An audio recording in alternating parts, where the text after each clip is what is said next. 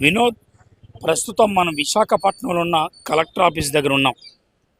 విషయం ఏంటంటే ఈరోజు ప్రజా పరిపాలకులు ఎవరైతే ఉన్నారో, అంటే మనం ఎండలో నిలబడి వానలో నిలబడి ఓట్లు వేసి గెలిపించిన నాయకులు, అంటే కార్పొరేటర్లు, ఎమ్మెల్యేలు, ఎంపీలు, ఆ పైన మంత్రులు, ఆ పైన ముఖ్యమంత్రులు, ప్రధానమంత్రులు, రాష్ట్రపతులు, కేంద్ర మంత్రులు, మరి వీళ్ళని ఓట్లేసి గెలిపించింది మనని నిలువున చీరేయడానిక, అంటే నిలువున అంటే ముంచేయడానిక, లేదంటే ఓట్లేసి గెలిపించిన ప్రజలు ఎవరైతే ఉన్నారో వాళ్ళని నిలబెట్టడానిక. ఏదేమైనప్పటికీ కూడా ఈరోజు పాలకులు అన్నప్పుడు ప్రజల యొక్క యోగక్షేమాలు చూడాలి, ప్రజల యొక్క అవసరతలు చూడాలి, ప్రజల యొక్క అక్కర్లు చూడాలి. అవి చూడకపోయి ఈరోజు ప్రభుత్వ ఆస్తులు వాళ్ళు కైవసం చేసుకుంటూ మరి ముందుకు వెళ్తున్నారంటే ఇలాంటి నాయకుల విషయంలో ఏం మాట్లాడాలి? ఈ కోణంలోనే ఈరోజు విశాఖపట్నంలో హాట్ టాపిక్గా మారిన మరి శ్రీభరత్ ఎవరైతే ఉన్నారో ఎంపీగా మరి పనిచేస్తున్న తెలుగుదేశం పార్టీ కూటమి నాయకులు శ్రీభరత్ ఎవరైతే ఉన్నారో ఆయన రీసెంట్గా 54 ఎకరాల 79 సెంట్లు గవర్నమెంట్ భూమిని కాజేయడమే కాకుండా ఈరోజు మరి కొన్ని బస్సులు ఏవైతే ఉన్నాయో ఆర్టీసీ బస్సులు, వాటిని కూడా వాళ్ళు సొంతం చేసుకుని వాళ్ళ సొంత పనులకు తిప్పుకోవడం అనేది ఎలా చూడాలన్న విషయం మీద మనతో పాటు మాట్లాడడానికి విద్యార్థి నాయకులు ఎవరైతే ఉన్నారో వెంకటరమణ, దాంతో మాట్లాడే ప్రయత్నం చేద్దాం. సార్ చెప్పండి, అసలు ఏం జరుగుతుంది విశాఖపట్నంలో? మరి ప్రజాపాలకులు అవుతున్నది దేనికి? అంటే ప్రజల యొక్క సంరక్షణ చూడడానికా, లేదంటే ప్రజల్ని నీటిలో ముంచేయడానికి, దేనికి? అసలు పాలకులు అంటే పీపుల్ సర్వెంట్స్. ముందు ఫస్ట్ ఆఫ్ ఆల్ అది మనం గుర్తించాలి. పాలకులుగా అలాంటి బుద్ధి ఉండాలి. ప్రజలందరూ కూడాను వాళ్ళకు ఓటునేసి వీళ్ళు గెలిపించుకున్న దాని అర్థం వాళ్ళు వీళ్ళకి సర్వీస్ చేస్తారనే దృక్పథంతో గెలిపించుకున్నారు. కానీ నేడు రాష్ట్రంలో ఏవైతే ప్రభుత్వ భూములు ఏవైతే ఉంటాయో, ప్రజలు కష్టార్జితంగా ఏవైతే ఉన్నాయో భూములు ఉన్నాయో, ఆ భూములన్నీ కొన్ని ఆక్రమణ చేసి ఈరోజు వాళ్ళ యొక్క సొంత దీనికోసం నిర్మాణం కోసం ఈరోజు పాటుపడుతున్నారు. ఏదైతే ఎంపీ భరత్, ముఖ్యంగా ఈరోజు ఎంపీ భరత్ అనేది 54.4 ఎకరాస్ అనేవి ఎంపీ భరత్కి రాష్ట్ర ప్రభుత్వాలు అనేవి ఈరోజు గిఫ్ట్గా ఇవ్వాలని చెప్పేసి ఈరోజు తీర్మానం చేయడం అనేది చాలా దుర్మార్గమైన చర్య. ఈరోజు రాష్ట్రంలో చాలా విద్యాలయాల్లో, చాలా విద్యా సంస్థల్లో ఈరోజు భూములు లేక ఇవి ఎక్స్పాండ్ చేయడానికి కూడా ఇది లేక చాలా లూట్ అవుతున్నాయి. అందులో భాగంగానే గత వైసీపీ ప్రభుత్వంలో భూములన్నీ లూట్ అవుతున్నాయని చెప్పేసి ఆంధ్ర విశ్వవిద్యాలయంలో భూములు లూట్ అవుతున్నాయి. దీన్ని కాపాడవలసిన బాధ్యత మాది ఉందని చెప్పేసి హోరెత్తినే ఉద్యమాలు చేసి రోడ్ల మీదకి వచ్చిన మీరు ఈరోజు అధికారంలోకి వచ్చిన తర్వాత ప్రభుత్వ ఆస్తులను లూటీ చేయడం అని ఎంతవరకు కరెక్ట్ అని చెప్పేసి ఒక విద్యార్థిగా మేము డిమాండ్ చేస్తున్నాం. ఈరోజు ఎంపీ అయింది ప్రజా క్షేమాలు చేయడం కోసమే తప్ప కానీ మీ సొంత ఆస్తులు పెంచుకోవడం కోసం అని చెప్పేసి ఈరోజు మిమ్మల్ని ఎంపీ చేయలే.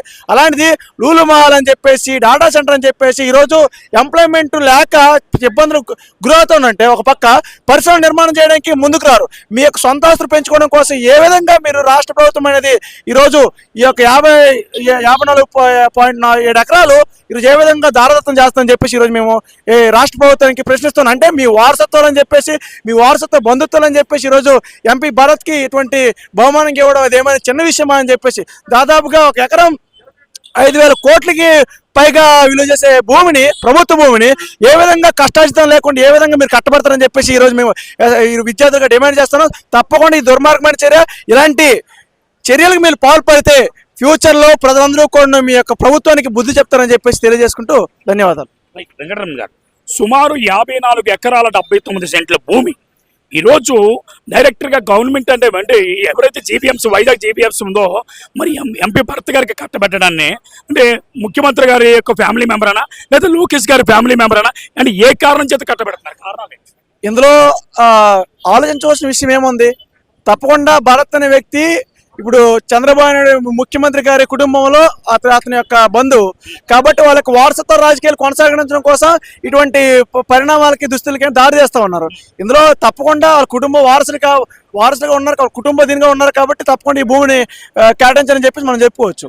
ఈరోజు నార్మల్గా ఒక పేద రైతు బతకాలంటే తప్పకుండా వారికి ఒక ఎకరము లేకపోతే 1/2 సెంట్లు పండించుకోవడానికి కేటాయించలేని ప్రభుత్వాలు ఈరోజు అన్ని కోట్లు కుమ్మరిస్తున్న భారత్కి ఏ విధంగా 54.7 ఎకరాలు కుమ్మరిస్తుంది చెప్పేసి మేము అడుగుతా ఉన్నాం. అసలు ఏ విధంగా ఇది అసలు ఇది సమన్వయం? 54.79 సెంట్లు ఏ విధంగా కట్టబెట్టిన సమన్వయం? ఇప్పుడు పేద రైతులు చాలా మంది కూడా ఈరోజు తిండి గతిరైన వాళ్ళు చాలా మంది ఉన్నారు కదా, వాళ్ళకి భూమిని ఇస్తే వాళ్ళు పండించుకొని తప్పకుండా వాళ్ళ జీవనాధారం కొనసాగిస్తారు కదా. అలాంటిది ఈరోజు జీవనాధారంకే దిక్కులేని బతుకులో దీనస్థితిలో ఈరోజు రాష్ట్ర ప్రభుత్వం అనేది ఉంటే, అలాంటిది మీరు అతను కోట్ల అధికారికి ఎలాగా అసలు అప్పచెప్పి బహుమానం ఇవ్వడం ఏంటి? ఇది చాలా దుర్మార్గం, చాలా హాస్యాస్పదం. ఇది రాష్ట్రాన్ని పాలించే రాష్ట్ర ప్రజలందరికీ కూడా మీరు ఒక దినిగా ఉండాలి. అలాంటిది మీరు ఇలాంటి దుర్మార్గమైన చర్యలు చేపడితే రేపు పొద్దున ప్రజలని వాళ్ళు ఏ విధంగా మీ మీద నమ్మకాలు పెట్టుకుని మిమ్మల్ని మీ ప్రభుత్వాన్ని గెలిపిస్తారు? మరి ఈ విధంగా దుర్మార్గమైన పనులు చేయడానికే మిమ్మల్ని ప్రజలు ఎన్నుకున్నది. ప్రజాప్రభుత్వం అంటే ప్రజలకు మీరు సంక్షేమాలు చూసే దీనిగా ఉండాలి మీరు ప్రజలకి. కానీ మీరు వాళ్ళు లూటీ చేసి వాళ్ళు తొక్కేసి దీనిలో ఉన్నారు. ఇదే విధంగా మీరు సంక్షేమ ప్రభుత్వం అని చెప్పేసి ఈరోజు మీరు వేదికలెక్కి ప్రసంగాలు చేస్తూ ఉన్నారు. ఈ కోణంలోనే వెంకటరమణ గారు, అంటే గతంలో మన విశాఖపట్నంలో ఉన్న స్టీల్ ప్లాంట్ పరిధి అంటే ఏదైతే ఉందో దువ్వాడ ప్రాంతంలో సినర్జీస్ కంపెనీ ఐడియా ఉందా? సినర్జీస్ కంపెనీ మూతపడడానికి కారణం మరి ఈరోజు అక్కడ కార్మికులు ఏమంటున్నారంటే ఎంపీ భర్త గారు ఓనర్కి సపోర్ట్ ఉండడం వల్లే అంటున్నారు. దీనికి ఏమంటారు? ఇప్పుడు నిప్పు లేకుండా పొగరాదు. వాస్తవంగా ఉంది కాబట్టి కార్మికులందరూ కూడా ఈ విధంగా మాట్లాడుతున్నారు. నిజంగా చాలా మంది అక్కడ ఉండి పనిచేసే కార్మికులు ఈ రోజు శాలరీ లేక వాళ్ళ యొక్క బతుకులు జీవనాధారం లాక్కోలేక వాళ్ళను అట్నడుగున ముంచేసే పరిస్థితి. సరే శాలరీ లేవు కదా, వాళ్ళకి ఎంప్లాయ్మెంట్ కూడా తీసేసే దుర్మార్గమైన చర్య అనేది పాల్పడ్డారు. ఒక రాష్ట్ర ఇప్పుడు మంత్రిగా ఉన్నప్పుడు తప్పకుండా వాళ్ళ యోగక్షేమాలు ఒకవేళ మీ వల్ల కాకపోయినా సరే వాళ్ళ యోగక్షేమాలు చేయవలసిన బాధ్యత మీది. ఒక కంపెనీని మూసి చాలా మందిని కొన్ని కార్మికులు మీరు రోడ్డు పడేస్తానంటే వాళ్ళ కుటుంబాలు ఏం కావాలి? వాళ్ళ జీవనాధారం ఏం కావాలి? వాళ్ళు నమ్ముకున్న కుటుంబాలని ఈ రోడ్డు పడినట్టే కదా. మరి మీరు ఏ విధంగా సంక్షేమం అందిస్తున్న విశాఖపట్నం ప్రజలకి అని చెప్పేసి నేను అదే అన్నాను. సుమారు 600 మంది కార్మికులు సినర్జీస్ కార్మికులు, సుమారు 600 మంది కార్మికులు మినిమం ఒక్కొక్కరికి 20,000 శాలరీ పైబాటే ఉంటుంది. వాళ్ళకి ఈఎస్సీ లేదు, పిఎఫ్ లేదు, ఇంక్రిమెంట్ లేదు. 6x4 6 4 24 అంటే 2,400 ఫ్యామిలీ అక్కడ ఉన్నాయి. అంటే 600 కుటుంబాలు అంటే ఒకసారి ఆలోచించండి. ఈ రోజు రోడ్డు పడిపోయారు. ఒకవేళ మీ సిటీగా మేము వెళ్ళి అడిగినప్పుడు వాళ్ళు ఏమంటారంటే ఏమైనా అడిగితే ఎంపీ గారు మా అక్క గారు అన్న టైపులో మాట్లాడుతున్నారు. అంటే ఎంపీ భర్త గారు మా తమ్ముడు అన్నట్టు వీళ్ళు మాట్లాడుతున్నారు. ఆవిడ మా అక్క అని చెప్పి ఈయన అంటున్నారు. అంటే వీళ్ళు యోగక్షేమాల ప్రాబ్లం చెప్పుకోవడానికి వెళ్తే ఆయన ఇచ్చిన సమాధానం ఎలా ఉంది? దానికి ఏమంటారు? ఏమయ్యా మీ భరత్ గారి అక్కగారు అయితే ఏంటి, భరత్ గారు చెల్లి గారు అయితే ఏం పైనుంచి ఏమైనా ఊడిపడ్డారా? మీరు ప్రజలు గెలిపిస్తే కదా మీరు అధికార పీట ఎక్కించారు. ఈ రోజు ప్రజలు గెలిపిస్తారు, రేపు అదే నట్టట్లు ముంచుతారు. మీరు ఆ దుర్మార్గాలు చేపడతారు. ప్రజలు తప్పకుండా దీన్ని మీ మనసులో పెట్టుకుని తప్పకుండా వాళ్ళ చర్య అనేది ప్రత్యేక ఉంటుంది కదా. ఈరోజు మీరు అంటారు కదా మా అక్కగారు మా చెల్లి గారు అంటే, అయితే ఎవరికి ఎక్కువ? మీ అక్కగారు మీ చెల్లి గారు అయితే మీరేమీ కష్టపడి సొంత ఆస్తులు సంపాదించట్లేదు కదా. అలాంటిది మీరు ఇంతమంది ప్రధానికాన్ని ఈరోజు పట్టేస్తున్నారు. ఓకే, మీరు రోడ్డు పడేస్తున్నారు. ఇంకో పక్క ఈ యొక్క రాష్ట్ర ప్రజలకి మేము వచ్చుల భవిష్యత్తుని ఇస్తాం, విద్యార్థులకి ఎంప్లాయ్మెంట్ కలిగిస్తామని చెప్పేసి ఈరోజు ప్రసంగం చేస్తాం. ఈ రోజుకి రాష్ట్రంలో దాదాపుగా 20.8% నిరుద్యోగంతో కొట్టుమిట్టాడుతూ ఉంది. ఈ రోజు వాళ్ళే రోడ్లు పడితే నిరుద్యోగత ఇంకా పెరుగుతూ తగ్గుతుందని చెప్పేసి మీరు ఒకసారి క్వశ్చన్ చేసుకోవాలి. ఈ రోజు విద్యార్థులు చాలా మంది కూడా కంపెనీలు లేక ఉద్యోగాలు లేక రోడ్డును పడేమంటే వాళ్ళ కుటుంబాలు కూడా వాళ్ళ చాలా ఇన్వెస్ట్మెంట్ చేసి వాళ్ళని చదివిస్తారు. వాళ్ళకి ఇప్పుడు ఉద్యోగాలు లేవు, ఉన్న ఉద్యోగాలు పీకేస్తున్నారు. మరి వాళ్ళు కాంపిటీషన్గా మారుతారు కదా విద్యార్థులకి. నేటువంటి యువతకి మీరు ఏ విధంగా అసలు ఎంప్లాయ్మెంట్ కలిగిస్తారు? పరిశ్రమలు మూసేస్తున్నారు, ఉన్న ఎంప్లాయ్మెంట్ తీసేస్తూ ఉన్నారు, నిరుద్యోగం పెరిగిపోతూ ఉంది. ఆల్రెడీ ఉన్న చదువుకున్న విద్యార్థులకి ఉద్యోగాలు లేక నానా అవస్థలు పడుతూ ఉన్నారు. కాబట్టి ఇలాంటి చర్యలు అనేవి కరెక్ట్ కాదు. ఏదో ఈ రోజుతోని రేపుతో గడిచిపోయే ఇది కాదు. కాబట్టి తప్పకుండా దీనిపైన ప్రత్యేకత ఉంటుంది. తప్పకుండా పెద్ద ఎత్తున ఉద్యమాలకి ఓరైతే ప్రజలను చైతన్యం అవుతారు, మిమ్మల్ని తప్పకుండా నెట్టిట్లో మూస్తారు. ఈ ఆస్తులు, ఈ భూములు, ఈ ఏవైతే ఈ యొక్క ధనం సంపద ఇవేవి కూడా పర్మనెంట్ కాదు. ఇవి తప్పకుండా ఏదో ఒక రోజు కింద పడాల్సిందే. కాబట్టి ఆ కోణంలో కూడా మీరు వస్తారు, మీకు తప్పకుండా ప్రజలు బుద్ధి చెప్తారు. అందులో ఎటువంటిది లేదు. ఆర్టిస్ట్కి సంబంధించిన సంపద ఏదైతే ఉందో అది మనందరికీ సంబంధిస్తుంది. ఒక ఆర్టిస్ట్ అంటే ప్రైవేట్ ఏం కాదు కదా, అదేమైనా ఆకాశంలో లేదు కదా, భూమి మీద ఉన్న ఆర్టిస్టే కదా. మన ఆర్టిస్టులో ఉన్న బస్సులు ఈరోజు ఎంపీ భర్త గారు వాడుకుంటున్నారు. దాన్ని ఎలా చూడాలి? ఈరోజు ఆర్టీసీ బస్సు అనేది ఆర్టీసీ బస్సులు సంస్థ ఉంది, అది ప్రభుత్వానికి. అంటే ఇక్కడ ప్రజల కష్టార్జితం, కార్మికుల కష్టార్జితం కట్టిన ట్యాక్స్ ద్వారా ఈరోజు మనకు రవాణా వ్యవస్థ అనేది రన్ అవుతా ఉంది. అలాంటిది ఈరోజు విశాఖ జిల్లాలోనే చాలా మంది ప్రజలు, ప్రయాణికులు, విద్యార్థులు బస్సులు లేక, రవాణా లేక ఈరోజు చాలా ఇబ్బందులు గురవుతున్నారు.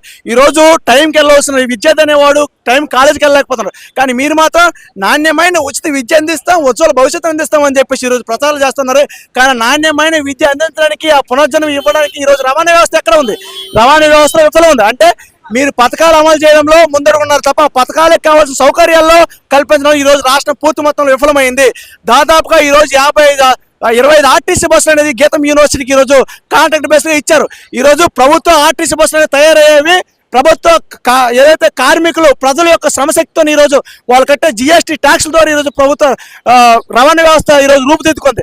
అలాంటి రవాణా వ్యవస్థలో ఉన్న ఆర్టీసీ బస్సులను ఏ విధంగా మీరు ఈరోజు గీతం యూనివర్సిటీ కట్టబెడతారు?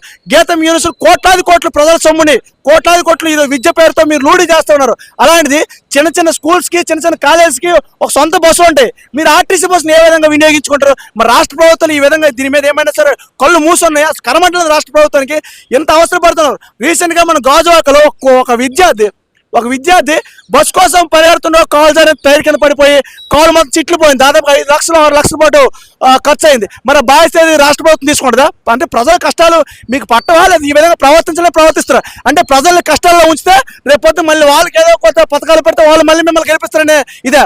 అంటే సమస్యని మీరు శాశ్వత పరిష్కారం చూపెట్టట్లేదు.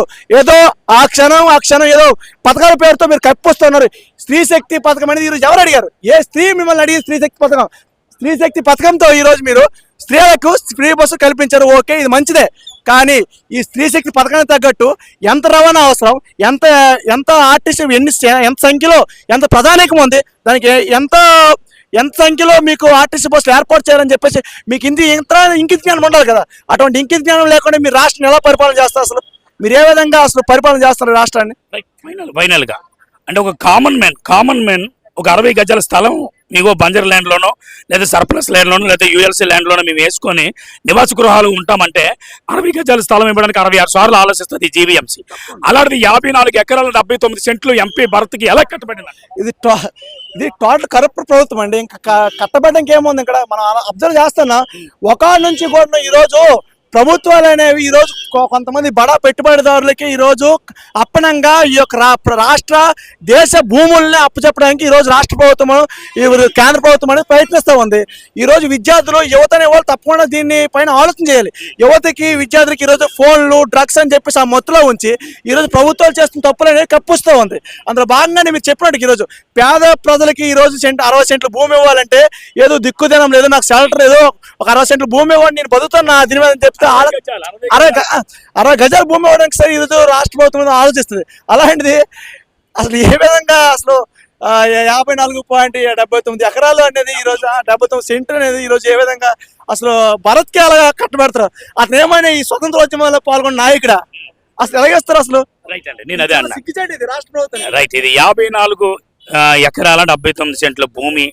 రెండోది ఏంటంటే ప్రైవేట్ ఆర్టీసీ బస్సులో 25, మరి సినర్జీస్ కంపెనీలో 600 మంది రోడ్డును పడిపోవడానికి కారణమైన భరత్ గారికి ఫైనల్గా మీరు ఏం చెప్తారు?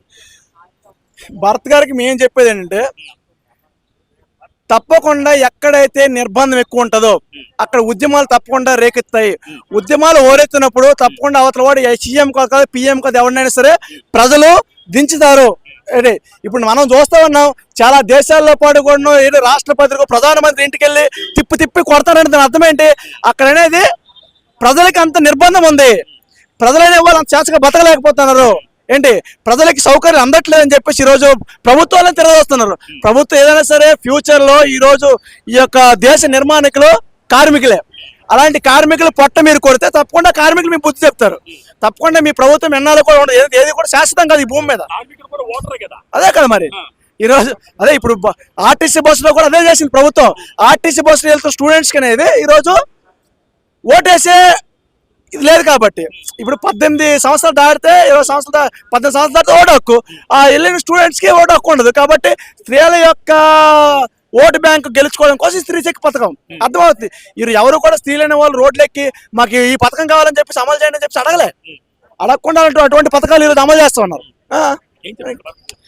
చెప్పకుండా ఇలాంటి దుర్మార్గమైన పనుల్ని మానుకోవాలి. ఏదైతే మీరు ల్యాండ్ కూంబింగ్ ఉందో ఆ ల్యాండ్ కూంబింగ్ మీరు తక్షణమే దానికి మీరు ఎండ పలకాలి. లేకపోతే తప్పకుండా పెద్ద ఎత్తున విద్యార్థులు యువజనులు ఈ రాష్ట్ర ఏవైతే ఇల్లు మూలలో ఉండే కార్మికులు ప్రజలందరూ కూడా ఏకమవుతారో తిప్పి మిమ్మల్ని కొడతారు. అందులో మాత్రం ఎటువంటి ఇది ఉండదు. మీరు ఏదో మాట్లాడినాడు ప్రశ్నించేవాడు లేకపోతే ఏదో దాని గురించి ఎక్కువ రైట్ చేసేవాడిని కంట్రోలింగ్ చేస్తూ వాడిని అణిచేస్తా పోయిన అలాంటి వాళ్ళు 100 మంది పడతారు. వాళ్ళందరినీ మీరు అంచలేరు కదా. ఈరోజు మీకైతే కష్టం మీద తెలియకపోవచ్చు. ఎందుకంటే మీ తండ్రులు సంపాదించారు, వాళ్ళ తండ్రులు సంపాదించారు, అది కూడా ప్రజలు వస్తే ఏ విధంగా సంపాదించారు పక్కన పెడితే దాన్ని మీరు అనుభవిస్తున్నారు. మీకు కష్టం తెలియదు. తప్పకుండా కష్టపడేవాడు తప్పకుండా ఓరెత్తాడు. ఫ్యూచర్లో దాని యొక్క ఇంపాక్ట్ అనేది ఎక్కువగా ఉంటుంది, మీరు చూస్తారు దాన్ని. కాబట్టి ఫైనల్గా భర్త గారు చెప్పిందంటే ఎక్కడైనా సరే మీరు ప్రజల పక్షం వహించాలి. మిమ్మల్ని ప్రజలు ఎన్నుకున్నది ప్రజా సంక్షేమము వాళ్ళ యొక్క ఇది చూడాలని చెప్పేసి యాజ్ ఏ పొలిటికల్ లీడర్స్గా మీరు సర్వెంట్స్, మీరు సేవకులు మాత్రమే, సేవ చేయాలి. వాళ్ళ దగ్గర నుంచి రక్త మాంసాలు పిండుకుంటాం, ఏంటి భూములు కూమింగ్ చేస్తాం అంటే దీని మీద పర్యవసానాలు మీరు తప్పకుండా ఎదురు చూస్తారు. విద్యార్థి నాయకులుగా మరి వెంకటరమణ అయితే కుండ బద్దలు కొట్టినట్టు చెప్పాడని చెప్పాలి. ఏదేమైనప్పటికీ కూడా మరి పాలకులు అనేటప్పుడు ప్రజల యోగక్షేమాలు చూడడానికి పాలకులు అవ్వాలి, కానీ ప్రజల ఆస్తులు దోచుకోవడానికి వీరు పాలకులు అవ్వకూడదు. రెండోది ఏంటంటే 54 ఎకరాల 79 సెంట్ల భూమి ఏదైతే జీవీఎంసీ రెగ్యులరైజేషన్ చేసిందో అది కంపల్సరీ వెనక్కి తీసుకోవాలని, మరి అలాగే ఏవైతే 25 బస్సులు మరియు ఆర్టీసీ బస్సులు మీరు ఈరోజు వాడుకుంటున్నారో అవి కంపల్సరీ వెనక్కి తిరిగి ఇవ్వాలని, మరి అలాగే సినర్జీస్ కార్మికులు 600 మంది ఎవరైతే రోడ్డున పడిపోయారో వాళ్ళందరికీ జీవన భృతి ఇవ్వాలని, లేదనంటే మా యొక్క కార్యాచరణ ఏదైతే ఉందో దాన్ని ముందుకు తీసుకెళ్తానో వారు తెలియజేస్తారు. వీడియో జర్నలిస్ట్ వినోద్తో సిటీ న్యూస్ వైజాగ్ వేణుగోపాల్.